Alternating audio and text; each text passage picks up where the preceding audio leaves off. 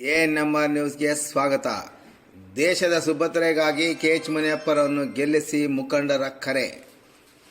ಲೋಕಸಭಾ ಚುನಾವಣೆಯ ಹಿನ್ನೆಲೆಯಲ್ಲಿ ಸಂಸದ ಕೆಎಚ್ ಮುನಿಯಪ್ಪರವರನ್ನು 8ನೇ ಬಾರಿಗೆ ಆಯ್ಕೆ ಮಾಡಿಕೊಳ್ಳುವ ಸಲುವಾಗಿ ಇಂದು ನಗರದಲ್ಲಿ ಕಾಂಗ್ರೆಸ್ ಮತ್ತು ಜೆಡಿಎಸ್ ಪಕ್ಷಗಳು ರೋಡ್ ಶೋ ಕಾರ್ಯಕ್ರಮವನ್ನು ಹಮ್ಮಿಕೊಳ್ಳಲಾಗಿತ್ತು. ಇಂದು ಸಂಜೆ ನಗರದ ಎಂಜಿ ರಸ್ತೆಯ ಬಾಗೇಪಲ್ಲಿ ವೃತ್ತದಿಂದ ಕೋಲಾರ ಕ್ರಾಸ್ವರೆಗೂ ರೋಡ್ ಶೋ ಕಾರ್ಯಕ್ರಮ ನಡೆಯಿತು. ರೋಡ್ ಶೋ ಕಾರ್ಯಕ್ರಮದಲ್ಲಿ ಕೋಲಾರ ಲೋಕಸಭಾ ಅಭ್ಯರ್ಥಿ ಸಂಸದ ಕೆಎಚ್ ಮುನಿಯಪ್ಪ, ಜಿಲ್ಲಾ ಕಾಂಗ್ರೆಸ್ ಅಧ್ಯಕ್ಷ ಕೇಶವರೆಡ್ಡಿ, ಶಾಸಕ ಎಂ ಕೃಷ್ಣಾರೆಡ್ಡಿ, ಮುಖಂಡರಾದ ನಂದನವನ ಶ್ರೀರಾಮರೆಡ್ಡಿ, ರಾಯಲ್ ರಾಮಕೃಷ್ಣಾರೆಡ್ಡಿ, ಜಿಲ್ಲಾ ಪಂಚಾಯಿತಿ ಅಧ್ಯಕ್ಷ ಮಂಜುನಾಥ ರೆಡ್ಡಿ ಸೇರಿದಂತೆ ಹಲವಾರು ಮುಖಂಡರು ಭಾಗವಹಿಸಿದ್ದರು.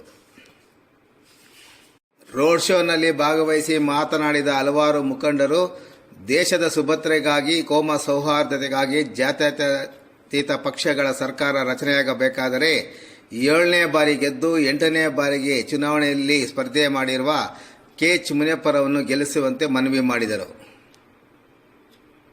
ಪ್ರಧಾನಮಂತ್ರಿ ನರೇಂದ್ರ ಮೋದಿ ಕಳೆದ 5 ವರ್ಷಗಳಿಂದ ಏನು ಮಾಡಿದ್ದಾರೆಂದು ಪ್ರಶ್ನಿಸಿದ ಅವರು, 5 ವರ್ಷದ ಹಿಂದೆ ಹಲವಾರು ಸಭೆ ಸಮಾರಂಭಗಳನ್ನು ನಡೆಸಿರುವುದು, ವಿದೇಶಗಳನ್ನು ಸುತ್ತಾಡಿರುವುದು ಮತ್ತು ಸುಳ್ಳು ಹೇಳಿ ಕಾಲ ಕಳೆದಿದ್ದಾರೆಂದು ಆರೋಪಿಸಿದರು.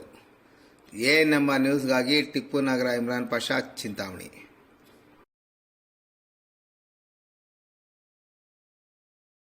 ರಾಷ್ಟ್ರಕ್ಕೆ ಕಾಂಗ್ರೆಸ್ ಪಕ್ಷಕ್ಕೆ ಅವರು ದೊಡ್ಡ ಆಸ್ತಿ ಅಂತ ನಾನು ಹೇಳಕ್ಕೆ ಬಯಸ್ತಾ ಇದ್ದೀನಿ. ಮಿಕ್ಕೆಲ್ಲ ವಿಚಾರಗಳನ್ನು ನಮ್ಮ ಹಿರಿಯರೆಲ್ಲ ಮಾತನಾಡಿದ್ದಾರೆ. ನಾನು ತಮ್ಮಲ್ಲಿ ಅತ್ಯಂತ ಕಳಕಳಿಯನ್ನೇ ಮನವಿ ಮಾಡ್ತಾ ಇದ್ದೀನಿ. ಏನಿವತ್ತು ಕಾಂಗ್ರೆಸ್ ಮತ್ತು ಜೆಡಿಎಸ್ ಪಕ್ಷದ ಕಾರ್ಯಕರ್ತರು ಇಷ್ಟೊಂದು ಜನಸಂಖ್ಯೆಯಲ್ಲಿ ಸೇರಿದ್ದೀರಿ, ಇವತ್ತೇ ಗೊತ್ತಾಗ್ತಾ ಇದೆ. ಕೋಲಾರ ಕ್ಷೇತ್ರ 8ನೇ ಬಾರಿಗೆ ಕಾಂಗ್ರೆಸ್ ಅಭ್ಯರ್ಥಿಯಾದಂತ ಸನ್ಮಾನ್ಯ ಕೆಎಚ್ ಮುನಿಯಪ್ಪಾಜಿ ಅವರನ್ನು ನೀವು ಗೆಲ್ಸಿರಿ ಅಂತ ನಾನು ಈ ಸಂದರ್ಭದಲ್ಲಿ ತಮ್ಮಲ್ಲಿ ಹೇಳಕ್ ಬಯಸ್ತಾ ಇದ್ದೀನಿ. ಈ ಒಂದು ಸಂದರ್ಭದಲ್ಲಿ ತಮ್ಮನ್ನೆಲ್ಲ ನಾನು ಜಿಲ್ಲಾ ಕಾಂಗ್ರೆಸ್ ಪರವಾಗಿ ಮನವಿ ಮಾಡ್ತಾ ಇದ್ದೀನಿ. ಯಾವುದೇ ಒಂದು ಒತ್ತಡಕ್ಕೆ, ಯಾವುದೇ ಒಂದು ಇದಕ್ಕೆ ತಾವು ಬರೆಯದೆ ಕೆಎಚ್ ಮುನಿಯಪ್ಪ ಅವರನ್ನ ಮತ್ತೊಮ್ಮೆ ನಮ್ಮ ಕೋಲಾರ ಲೋಕಸಭಾ ಕ್ಷೇತ್ರದಿಂದ ಸಂಸತ್ಗೆ ಕಳಿಸ್ತೀವಿ ಅನ್ನೋ ಒಂದು ದೃಢ ಸಂಕಲ್ಪವನ್ನು ತಾವು ಮಾಡಿ ತಾವೆಲ್ಲರೂ ಅವರ ಪರವಾಗಿ ಇರ್ತಕ್ಕಂಥ 5-6 ದಿವಸಗಳಲ್ಲಿ ಪ್ರತಿ ಮನೆಗೂ ತೆರಳಿ ಅವರ ಪರವಾಗಿ ಪ್ರಚಾರವನ್ನು ಮಾಡಿ ಹಸ್ತದ ಗುರುತಿಗೆ ತಮ್ಮ ಅಮೂಲ್ಯವಾದ ಮತವನ್ನು ಕೊಟ್ಟು ಜಯಿಸಲು.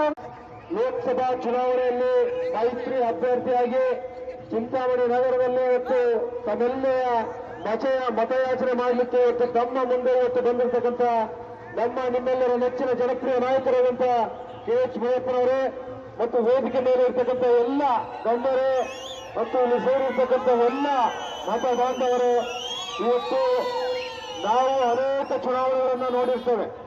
ಆದರೆ ಇವತ್ತು ಲೋಕಸಭಾ ಚುನಾವಣೆ ಅನ್ನುವಂಥದ್ದು ಬಹಳ ಮಹತ್ವವಾದಂತಹ ಒಂದು ಚುನಾವಣೆ. 18ನೇ ತಾರೀಕು ನಡೆಯುವಂತಹ ಚುನಾವಣೆಯಲ್ಲಿ ನಾವು ಒಂದು ಒಳ್ಳೆ ತೀರ್ಮಾನವನ್ನ ಮಾಡಬೇಕಾಗಿದೆ. ನಾವೇನಾದ್ರೂ ನಮ್ಮ ತೀರ್ಮಾನದಲ್ಲಿ ಸ್ವಲ್ಪ ಎಡವಿದ್ರೆ ಬಹುಶಃ ದೇಶದ ಮೇಲೆ ಆಗುವಂತ ಪರಿಣಾಮಗಳು ನೇರವಾಗಿ ಅದು ನಮ್ಮ ಮೇಲೆ ಬೀಳುವಂತಹ ಪರಿಣಾಮಗಳಾಗುತ್ತೆ. ಆ ಒಂದು ದೃಷ್ಟಿಯಿಂದ 18ನೇ ತಾರೀಕು ನಡೆಯುವಂತಹ ಚುನಾವಣೆಯಲ್ಲಿ ಬಹುಶಃ ತಾವೆಲ್ಲರೂ ಕೂಡ ಇವತ್ತು ಮೈತ್ರಿ ಪಕ್ಷಗಳ ಅಭ್ಯರ್ಥಿಯಾಗಿರ್ತಕ್ಕಂಥ ಕೆಎಚ್ ಮುನಿಯಪ್ಪನವರ ಗುರುತು, ಹಸ್ತದ ಗುರುತು, ತಮ್ಮೆಲ್ಲರ ಅಮೂಲ್ಯವಾದಂಥ ಪವಿತ್ರವಾದಂಥ ಮತವನ್ನ ಕೆಎಚ್ ಮುನಿಯಪ್ಪನವರಿಗೆ ಕೊಟ್ಟು 8ನೇ ಬಾರಿಗೆ ಕೋಲಾರ ಸಂಸತ್ ಸದಸ್ಯರನ್ನಾಗಿ ಮಾಡಬೇಕು ಅನ್ನುವಂಥ ಮನವಿಯನ್ನ, ಕಳಕಳಿಯನ್ನ ತಮ್ಮೆಲ್ಲರಲ್ಲೂ ಕೂಡ ಕೈ ಮುಗಿದ ವಿನಂತಿಯನ್ನ ಮಾಡ್ತೇನೆ.